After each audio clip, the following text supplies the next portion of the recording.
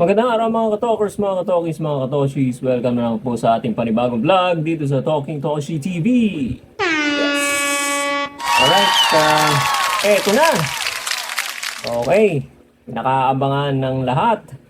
Dumating na po sa punto na ang ating the 2024 PBA Philippine Cup ay umabot na lang o humantong na lang sa dalawang team. Natira na lang ay dalawa.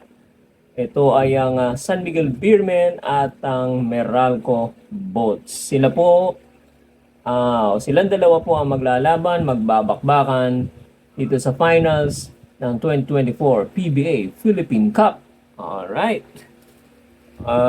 Bibigyan ko po kayo ng pahiwating or prognosis tungkol dito sa series. Dito na sa series natin na tignan. Okay? Kung paano ba more or less magiging takbo ng seryeng ito. Okay? Okay. Bigyan muna natin ng pansin ang kakayanan ng bawat teams. So, ang San Miguel Beermen, ang kanilang orientation ay offense. Offense-oriented sila. Okay? Medyo on-offense. Hindi man natin sinasabi na hindi sila dumidepensa. Pero ang number one priority nila, ang specialty of the house kumbaga sa restaurant ay opensa. Tingnan nyo naman ang mga players nila. Very, very capable. Hanggang sa 12 man, hanggang sa 12 tao nila, capable of scoring. No? Kaya offense-oriented team sila, masasabi natin. Okay? Samantalang ito namang Meralco Bolts, they are a defensive-oriented team. Okay? Makikita natin yan sa mga statistics. Gusto ko lang sanang i-share sa inyo itong mga statistics na nagpapatunay na ang dalawang team na to ay offensive at defensive-oriented team respectively. Tingnan nyo to. San Miguel Beer ranks number 1 in the following area. Okay? Points per game. Nag-average po sila ng 107.4 points. So, ilagay na natin sa 107. Naglalaro sa 107. Okay? Samantalang ang depensa ng Meralco, 87 points lang ang inaalaw nila. Okay? Tied sila with Barangay Ginebra San Miguel in first place. Sa mga teams na nag-aalaw lang ng 87 points. So, yung difference niyan, more or less mga 20 points. Yan ang paglalaruan nila, paglalabanan ng dalawa. Yung 20 points ba na yan, madadagdagan o mababawasan? Okay?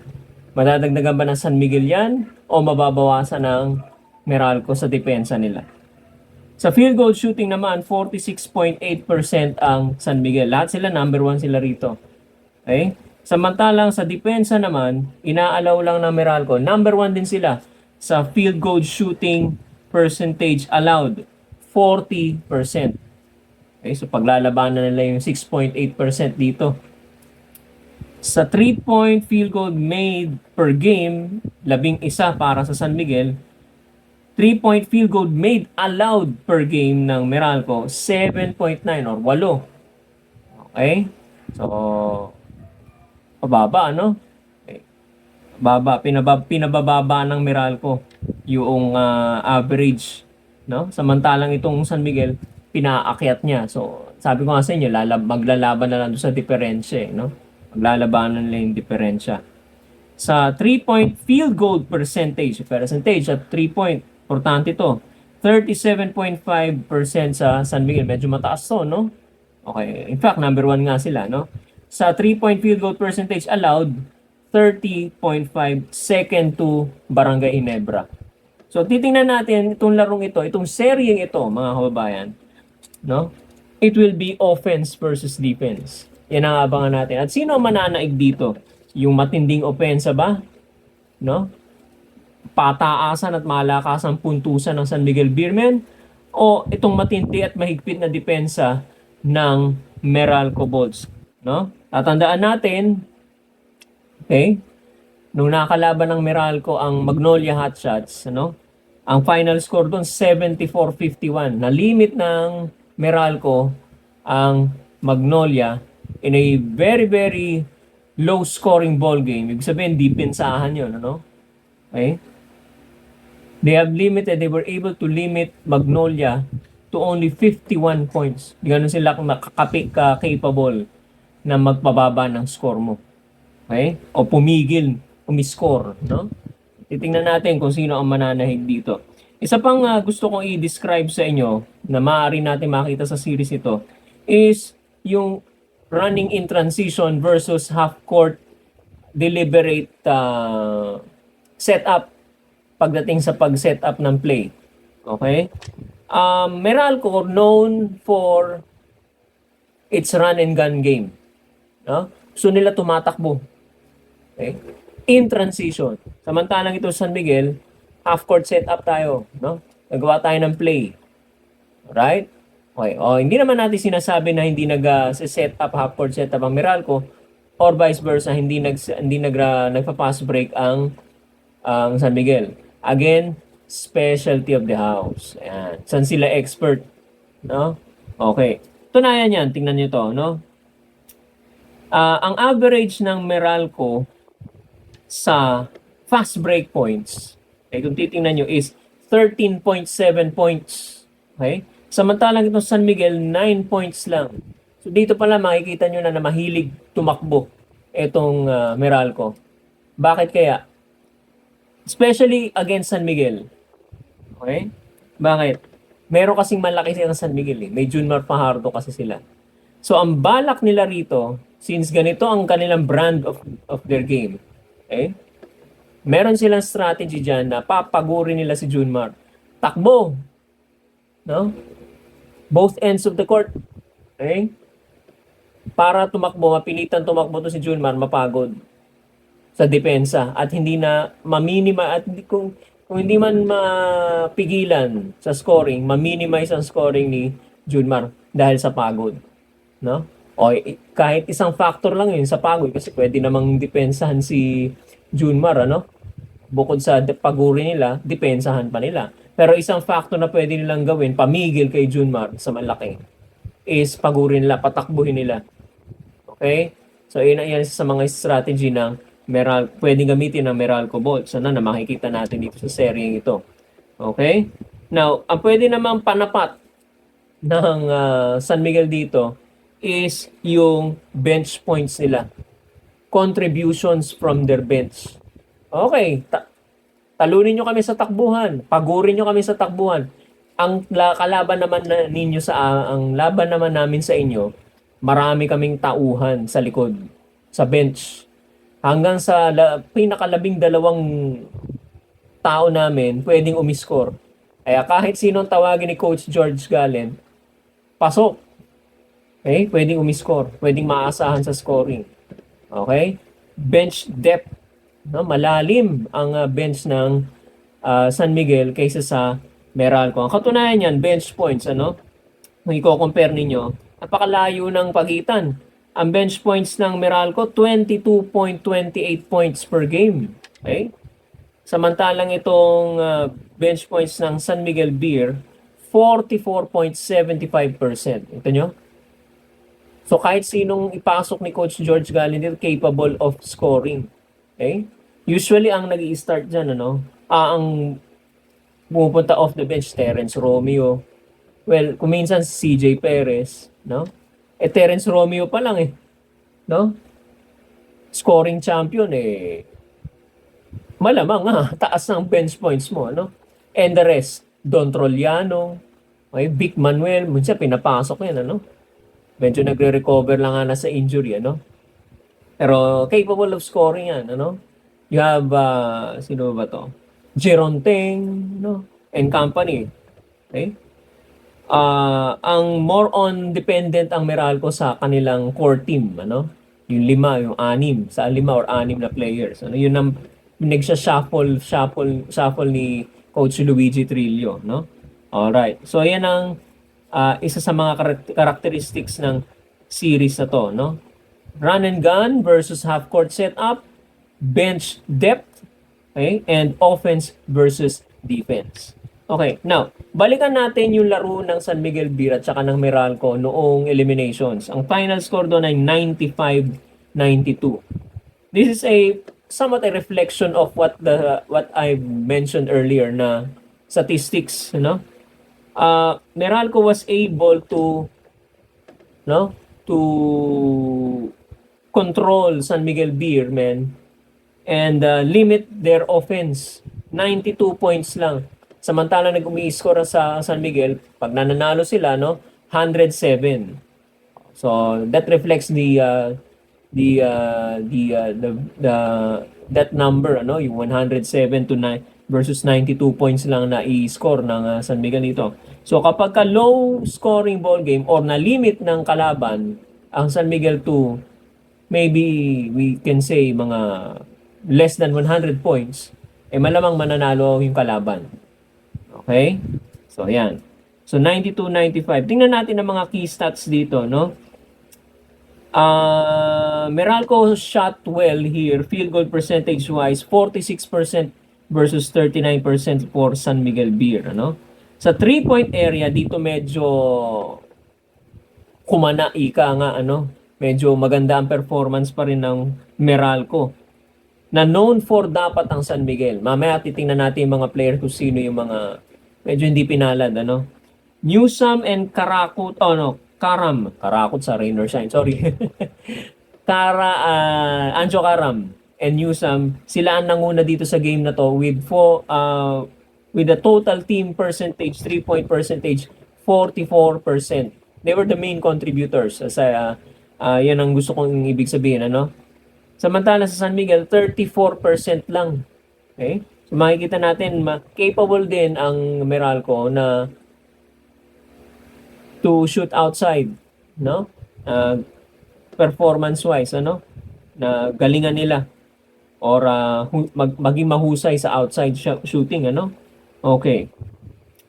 I would like to emphasize dito sa defense ng Meralco. Ay, dito muna tayo sa Meralco, defense. Take a look at the steals department. 7 steals for Meralco, only 2 for San Miguel. Okay? So that validates the type or brand of play or game ng Meralco. Defensive oriented nga talaga sila.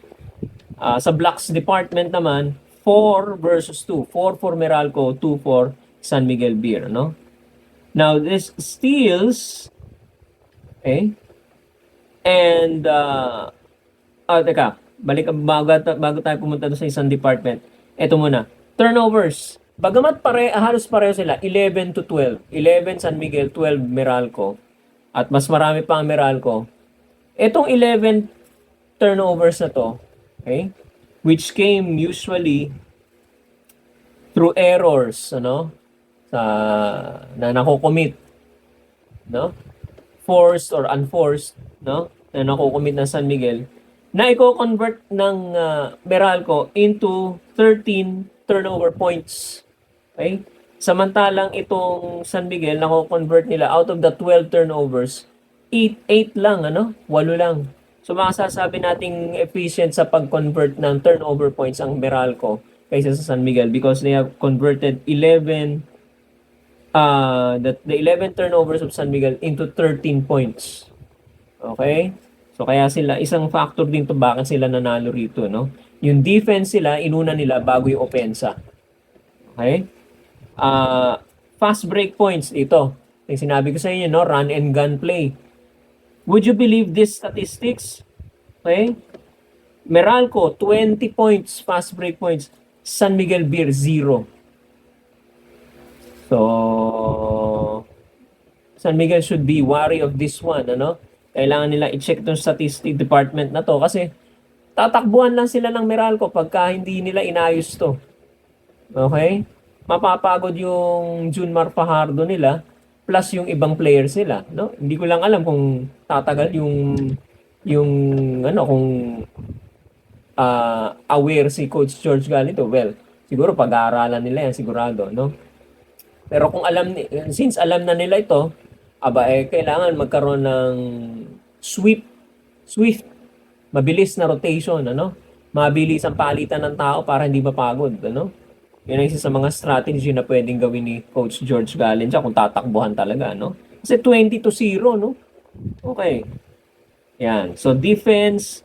Okay. Yung fast break ninyo ng Meralco, galing usually yan sa steals at saka sa turnovers, no? So, nagpapatunay talaga na yung 7 steals na yun, no? Itinatakbo nila pagka nakaw ng bola, takbo. And then, makakapunto sila turning into 20 points. Fast break points, no? Ang bright side lang dito sa San Miguel, kaya sila medyo nakahabol dito, no? Kasi noong una medyo tambak nung second quarter, ano? Nakahabol sila, no? Sa third at saka sa bandang fourth quarter na, medyo lumaban na sila. 65% sa free throw shooting. So maganda ang free throw shooting nila rito as against 52% sa Meralco. At maganda ang offensive rebounds nila. Bagamat pareho halos ang offensive rebounds 12 to 13, no? Pero yung San Miguel kasi na-convert nila o pagkakuha ng rebound, yung possession, offensive rebound, nakakapunto sila ng pangalawang beses. Yung tinatawag natin second chance points.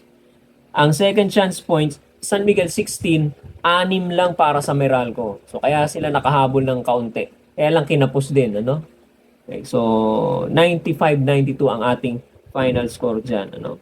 So it's very interesting to laro to. Offense versus defense. Sino mananaig, no? Okay. So tingnan natin yung mga players dito na umiscore, yung mga top scorers dito. You have Cliff Hodge with 20 points, Alain Maliksi with 19, okay? Chris Yusam with 17, Bong Quinto with 12, and you have Chris Banquero with 10. Tingnan nyo yung core halos ng Meralco Bolts. 1, 2, 3, 4, yung 5. Well, siguro ito more or less ito yung first 5 ni Coach Luigi Trillo. All in double figures. Okay? At kapag ka, ito lagi, ano, umi-score ng malaki, maganda performance ni Alain Maliksi, asahan ninyo, more or less o most probably mananalo ang Meralco. Okay? Alright. Dito, ano naging problema ng San Miguel sa mga players sila? You have Junmar Fajardo with 23 points. Okay? Jericho Cruz came in second with only 14. Okay? Medyo malayo na yung ano.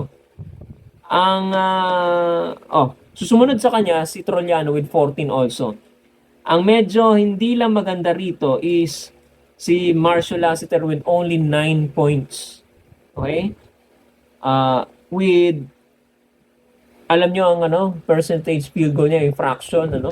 0 out of 3 from the 3-point area. Alam naman natin si Marcio Lassiter, no? Expert hustler sa 3-point area. Bakit naging 0 out of 3? So, medyo nabantayan siya rito, na-check siya rito. And then you have CJ Perez with only 8 points, limited to 8 points. Okay? With 3 out of 14 shooting from the field. Okay? So masasabi natin ang barometer din kuminsan ng San Miguel, ano? Hindi lang si Junmar Fajardo, pinag-score nyo nga na malaki. Okay? Si CJ Perez. Okay? So baka tingnan ulit ng Meralco to, pigilan si CJ Perez ulit sa pag-score. Hindi lang 'yon. Pa-scorein nyo ng pa-score. Ginawa na nila to sa Hinebre, no? Pina-score ng mahigpit ng malaki itong si Christian Standhardinger. Okay? Ginawa na rin ng Meralco sa NLEX to. Pina-score si Robert Bolick. Pero ang mga shooters, shut down. Okay? Mukhang ito ang talagang strategy ng ng Meralco, no? O tingnan niyo si Lassiter, hindi naka-score sa 3-point area. CJ Perez was limited. Okay? So, pa-score niyo na si Junmar ng malaki. Wag lang yung mga shooters na bibigyan niya ng bola pagka na double team. Okay? Well, in this case, dito sa type of play na to, no, or strategy, hindi dapat hindi dapat mag-double team. Single coverage na si Junmar. The possibility of the scoring is mataas, no? Pero yung babantay doon sa mga shooters, hindi ka makakashoot dahil hindi naman kami nag-double team. So, hindi ka mapapasahan ng bola ni Junmar. Yan, ganon, no? So, defensive strategy na pwedeng i-adapt ni Coach Luigi Trillo na ginawa na nila kay Christian Standhardinger at saka kay Robert Bolick. Okay, so tingnan natin ulit kung gagawin ulit na kay Junmar Fajardo to. Once na umiscore ng malaki, maganda performance ni CJ Perez, asahan niyo medyo most probably mananalo ang San Miguel dito dahil scoring champion din to si CJ Perez. Alright? So yan, ano? Ang mga matchups natin, okay. Abangan natin itong matchup ni Junmar Fajardo at saka ni Bates. Brandon Bates. Ito si Brandon Bates, magaling dumepensa to. Tingnan natin. Di umubra masyado si si Christian Standharding at tingnan natin kung uubra pa rin itong laro ni Junmar Fajardo pag si Bates na ang bumantay, Well, syempre kapalitan niya si Almazan. Also, ang katuwang naman ni Fajardo si Mo Tautua, sa malalaking tao. You have the matchup between Jericho Cruz and Chris Banquero. Okay, abangan din natin yan. At yung matchup naman ni Chris Newsome at CJ Perez. Yan magandang bantayan, Okay. Anjo Karam, Chris Ross, Terence Romeo, very deep ang bench. Okay, you still have Hodge and Brondial. Parehong brusco yan, Okay? You still have Trolliano and Bong Quinto, Ayan, ako. Alain Maniksi and Marshall Lassiter, ako. Pareho magaling sa tres to. Sino kaya makakakuha ng maraming tres, Alright, so magandang matchup ito mga kababayan. Kapanapanabik na final series ito. 7 game ito. Okay? 7 games. Okay? Ang lalaroin nila kung aabot ng game 7, Alright. Makikita niyo sa inyong screen yung ating schedule. Game 1 simula na yan sa June 5, Wednesday, 7:30 p.m. Game 2, Game 3, Game 4 down the line. Now, kung kailangan, if necessary, ng Game 5, yan, starts June 14, okay, Game 6 hanggang sa mag-Game 7 on June 19. Okay? Ang venue natin lahat, gaganapin yan sa Smart Araneta Coliseum. Alright, mga kababayan, sana meron kayo napulot na konting information tungkol dito. Pre-game or pre-series prognosis natin dito sa magaganap na finals ng 2024 PBA Philippine Cup. Maraming salamat sa inyong panonood. Huwag niyo po kalimutan mag-subscribe. Hindi kayo mahirapan mag-subscribe. Hit niyo lang po yung subscribe button. Okay na po yan. Okay? At i-subscribe niyo po yung channel natin, Channel Talking Toshi TV. At mag-like and follow na rin po kayo sa ating YouTube, Facebook page. Talking Toshi TV rin po, mga kababayan. Hanggang dito na lamang po. Maraming salamat po sa inyong panonood. At magandang araw po sa inyong lahat.